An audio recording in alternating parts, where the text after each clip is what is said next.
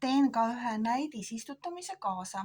Ühe ma juba istutasin ära suuremasse potti ja väetisega mulda. Nemad on nüüd mul toas olnud terve talve. Sügisel ma lõikasin tagasi varred täiesti nulli ja tõin nad tuppa ärkama. Mul on tema kohta pildid ja mingid videod ka, et nemad on olnud mul kogu aeg toas.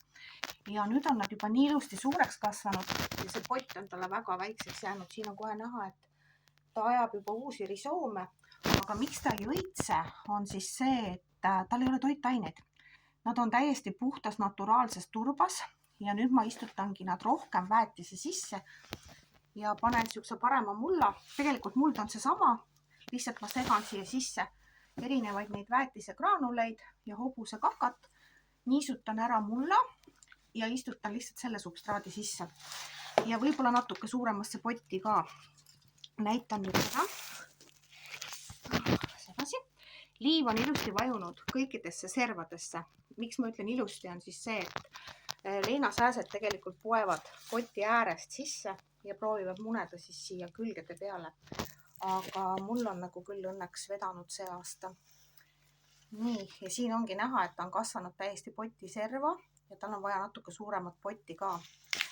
Mitte ainult uut mulda. Kisun natuke siit alt juuri lahti. Juured on tal ilusad.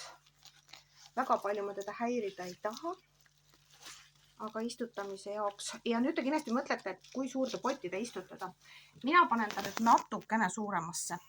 Siin on näha selline ja teine oli siis suuruselt natuke madalam. Ütleme nii, madalam ja vähe väiksem. Niimoodi vist on paremini näha. Tegelikult on nii, et selle suure pundi võib istutada ka juba vabalt sellisesse 20-liitrisesse ämbrisse ja keskele, sellepärast, et ta on tõesti juba korralikult kasvama hakanud ja ta ajaks need risoomid ilusti laiali siin suvega. Mina nüüd nii sügavasse ja suurde ei istuta. Mul on oma üks tervislik põhjus ja siis sellepärast lähevad nad praegu natukene ainult suuremasse. Võib-olla suve poole istutan natukene veel korra ringi. Aga mis ma siis edasi teen? Taim on nüüd iseenesest ette valmistatud.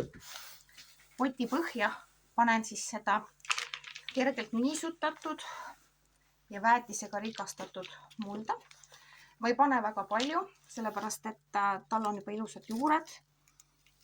Tõstan ta siia keskele. Vaatan, et kõik juured saaksid potti. Nii. Vaatame korra, kuidas tal siin see kasvamine oli siit poolt äärest vist. Nii, kus pool äärest see nups on. See äär, mis tahtis edasi kasvada, ma panen selle nüüd rohkem kasvuvahega. Vot see on siin. Siia ma jätan siis natuke suurema vahe, et siia sisse rohkem mulda panna, sellesse vahesse just. Nii, ja täidan mullaga ära ja natuke kastan ja ongi kõik.